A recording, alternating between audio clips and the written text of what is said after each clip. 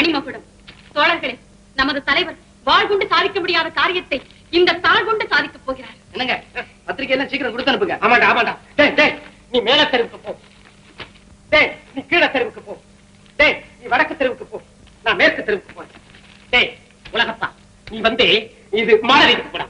வஞ்சி, நீ ராஜவீதி. நல்லான்.